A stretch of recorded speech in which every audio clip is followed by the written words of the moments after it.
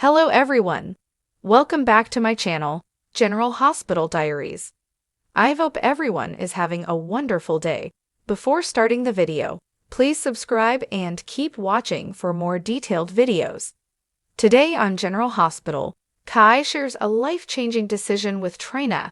Anna confronts Emma about secrets she's kept, and Joss gets briefed on the beginning of her first mission. In Portia's office, she notices something weighing on Curtis and assumes it's related to Drew. Curtis shares that Drew and Sidwell are pressuring Laura to relocate the Esplanade, and Ezra is stirring up tension among the public over Laura's connection with Sonny. Portia remarks that Ezra is just doing Drew's bidding and wonders if there's anyone's life he hasn't interfered with. Curtis explains that's why he's working hard to keep Kai out of Drew's orbit. Portia asks how Kai fits into the picture. Curtis brings up Kai's upcoming surgery. Portia looks into it and confirms it's an excellent option. Curtis feels relieved to have her objective opinion, especially since she has no loyalty to Drew. Later, Portia calls Brad into her office. She asks him to locate any files, tests, or screenings he can find related to Drew Kane, including the Jake Doe records from a decade ago.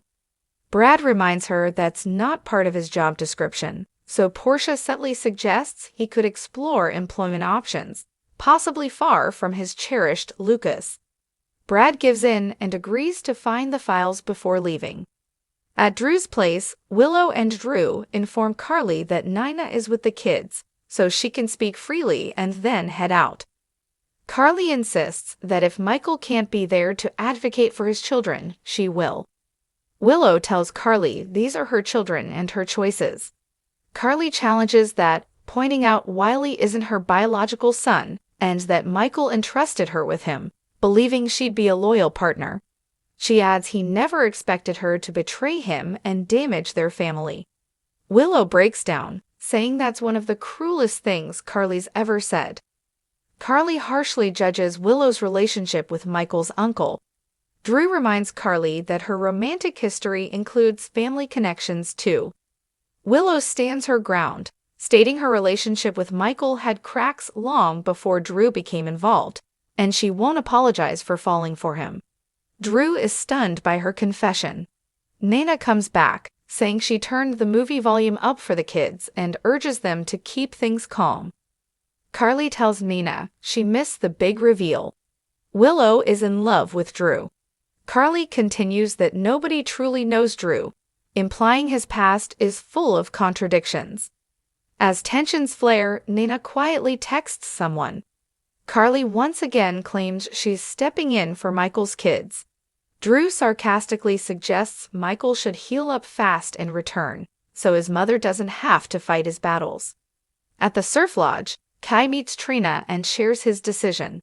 He's going ahead with the surgery so he can play football again. Trina thought he'd wait for her mom's medical opinion. Kai says if there's any chance to play again, he needs to take it, no matter what others think.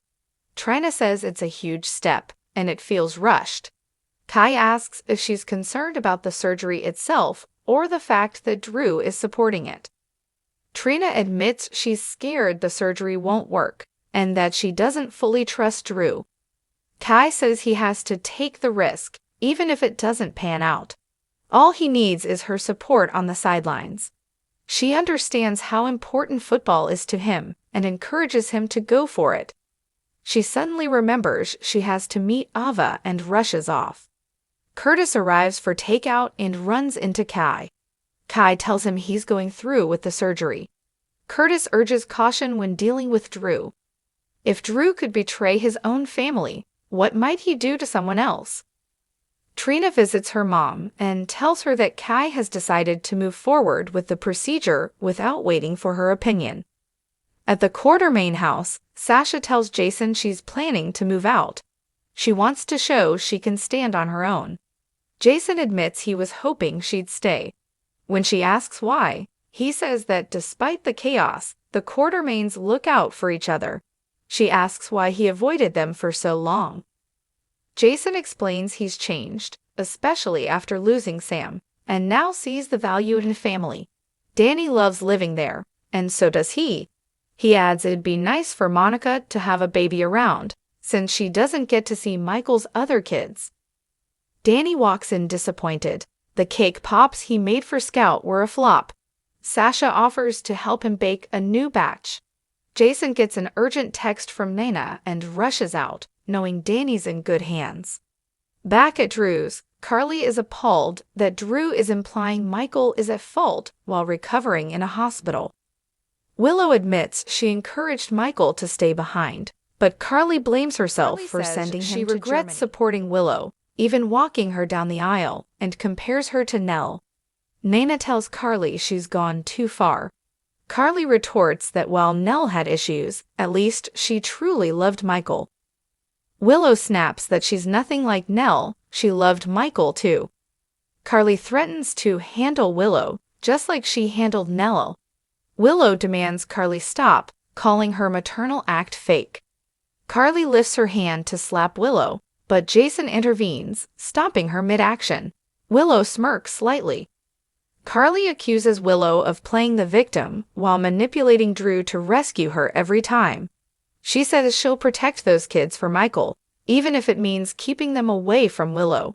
She and Jason storm out, leaving Nana watching Willow silently, tears brimming.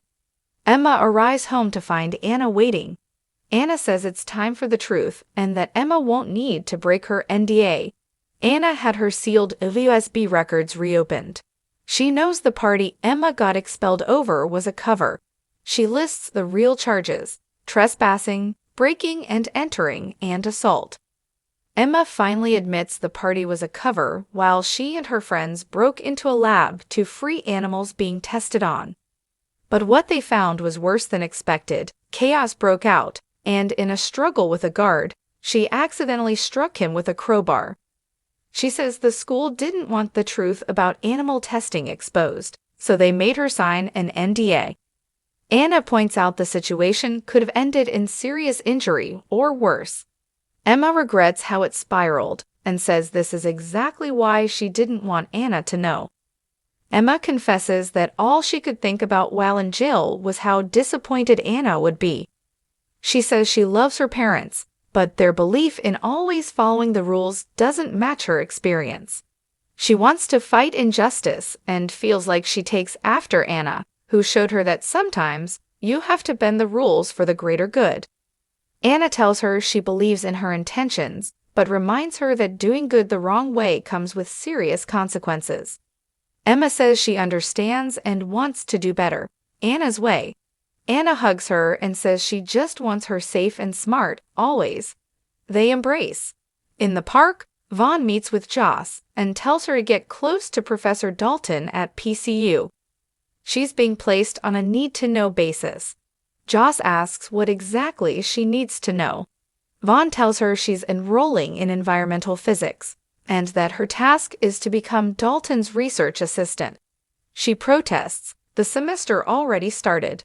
Vaughn reminds her she's clever and will figure it out. She's also the only one who can. Joss questions if she was recruited simply because she's already a student at PCU. Vaughn replies that Jack Brennan saw something unique in her. That's why she's here. Joss says at least her first assignment is something familiar, being a student. Vaughn tells her to remember. She's an agent now, just playing the role of a student. And there are no retakes if she fails. At their office, Diane shares courtroom tales with Alexis before sensing something's wrong. Alexis confesses she needs Diane's legal counsel urgently. Once paperwork is signed, Alexis reveals it's about Christina. She tells Diane that Christina attempted to harm Ava by tampering with her brakes, which inadvertently led to Rick and Liz's crash. Diane says Christina could face 3 counts of attempted murder. Alexis says she can't think of a defense. Diane can. Christina needs to be committed for her own protection. Alexis is stunned. She says she could never do that to her daughter. Diane explains that if this case moves forward, Christina could be looking at 15 years minimum. Alexis argues that no one's investigating, but Diane says that in Port Charles, the truth always comes out. Diane says Christina needs help, and this is the only way to get her the support she needs and set the stage for a future legal defense and possible forgiveness from Molly. Alexis says Christina would never agree to it. Diane says that's why it may need to be involuntary. Alexis fears Christina will never forgive her, and Sunny won't either. Diane reminds her Sunny understands the importance of mental health, and that sometimes the law requires hard choices for the sake of loved ones. Alexis breaks down, then quietly tells Diane to move forward. Draw up the papers. In the Quartermain kitchen, Tracy asked Sasha if she knew where her child's father was. Sasha had no idea. You're going to have his child in a few months. Maybe you should keep better tabs on him, Tracy said pointedly.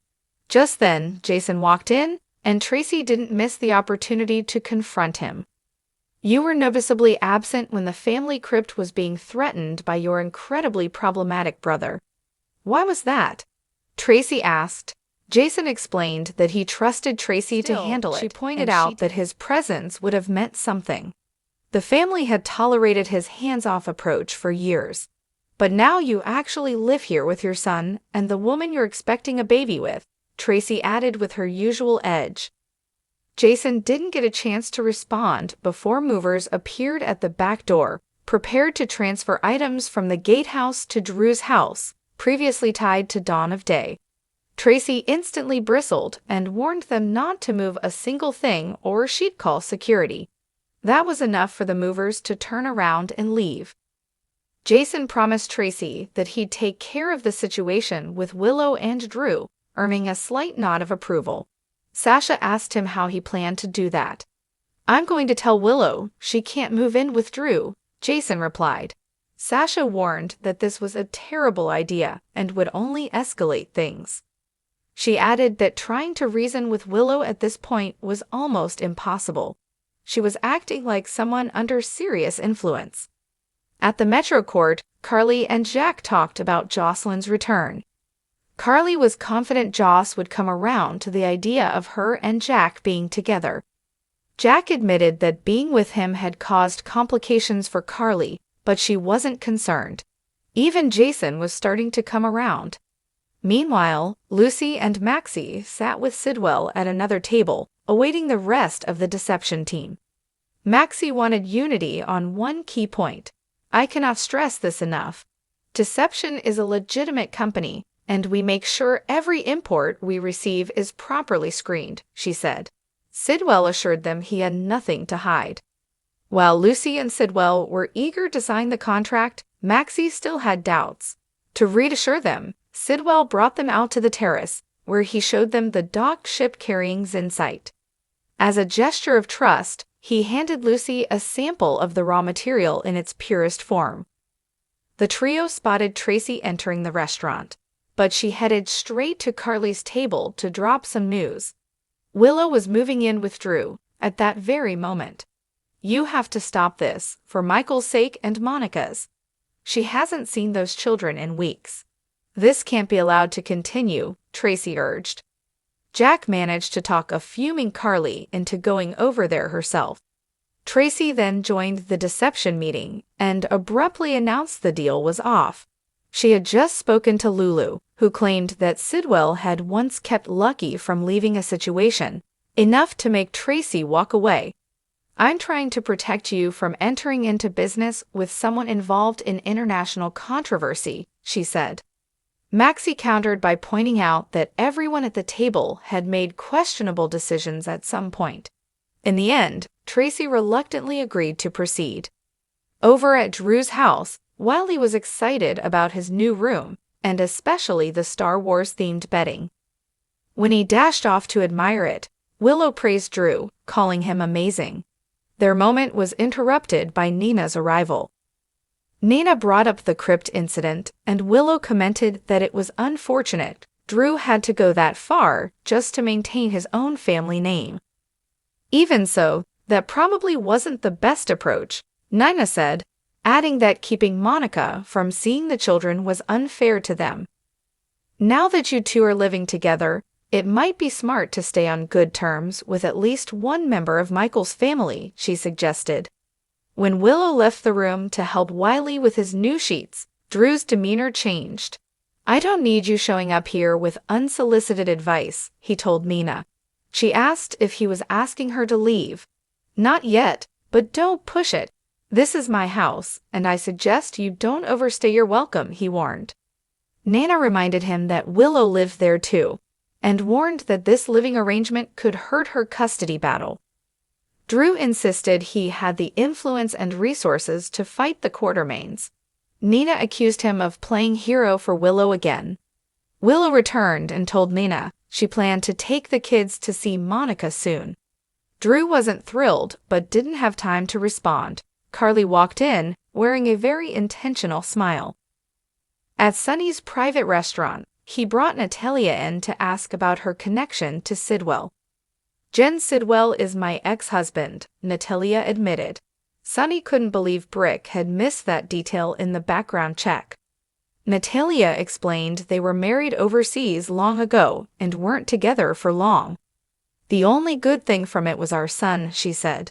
She apologized for keeping it from Sonny and hoped Sidwell would leave town quietly after a few business meetings. When that didn't happen, she didn't know how to bring it up. "How do I know you're not feeding him information about me?" Sonny asked. Natalia insisted she wasn't, and that she and Sidwell couldn't stand each other. "I appreciate Sonny didn't your support over the past few months, but our connection? It needs to end," Sonny said. He told her he'd miss the friendship, while Natalia, visibly emotional, asked him to take care of himself. Back at the surf lodge, Gio was overjoyed to see Jocelyn return and gave her a big hug. She sat with him and Emma to catch up and thanked Emma for stopping Drew from removing the Quartermaine crypt. It meant a lot, especially to Michael. If he found out that happened while he was recovering, he doesn't need more heartache. Not from his messed-up uncle. Emma admitted she couldn't have done it without Gio and was glad she and Joss were finally seeing eye to eye. Talk turned to Jocelyn's trip, and she pulled out her phone to show them some of the photos, real or not. Joss was surprised to see Vaughn walk in. She made an excuse to leave the table and speak with him. Vaughn told her the WSB had enrolled her in another course, this time environmental physics with Professor Dalton. Inside the surf lodge, Emma opened up to Gio about her love-hate history with Joss, which dated back to childhood and revolved around Cameron. Emma admitted she still held a grudge about Joss cheating on Cam with Dex, but figured it was time to let that go. The conversation shifted to Emma's past at Berkeley. Gio asked why she had been expelled, but Emma refused to elaborate, so Gio dropped it. Meanwhile, Jocelyn met Vaughn in the park, where he was eating onion rings. She was stunned to learn that Jack had assigned Vaughn to be her new handler. Elsewhere, Jordan invited Laura to replace with a direct request. "I need you to fire me," Jordan said. She explained that Sidwell had offered her a job as his lobbyist. Laura realized this could be Jordan's opportunity to infiltrate his world. Jordan said she initially declined, but if Laura officially terminated her, it would justify her taking the position. Laura asked for a reason to let her go. Jordan suggested using her supposed disapproval of Laura's friendship with Sonny. Laura agreed to implement Curtis' idea of putting the Esplanade project to a public vote. When Laura made the announcement, Jordan would publicly oppose her, and then Laura could fire her. Later, Laura visited Sonny with an update. "You're about to be at the center of a political firestorm," she warned. Come back to our channel for all your updates. Thank you for watching. Please subscribe to my channel.